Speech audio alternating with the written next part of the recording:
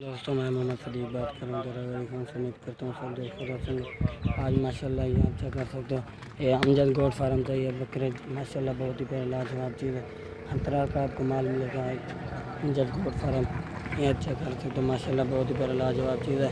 और 7 बकरे हैं माशाल्लाह और मुनासिब प्राइस दे रहे हैं आपको 27 हज़ार इनकी प्राइस है माशाल्लाह बहुत ही प्यारा लाजवाब चीज़ है। ऐसी प्राइस आपको कोई भी नहीं देगा। ये देखिए ये 27 हज़ार में फ़ाइनल प्राइस आपको दे दिया, 1 रुपया भी कम नहीं होगा इससे। 27 हज़ार ये आप चेक कर सकते हो माशाल्लाह बहुत ही प्यारा लाजवाब चीज़ है। ये आप चेक कर सकते हो। ये देखिए ये 7 बकरे खड़े हुए हैं माशाल्लाह, ये अमजद गोट फार्म पे खड़े हुए हैं माशाल्लाह। ये आप चेक कर सकते हो, हर तरह का आपको माल मिलेगा। ये आप चेक करें 27 हज़ार फ़ाइनल प्राइस दे दिया। फिर भी कमी पैसे हो जाएगी, मसला नहीं है। जिस भाई को चाहिए, 1 चाहिए, 2 चाहिए, 7 चाहिए, 50, 100 जानवर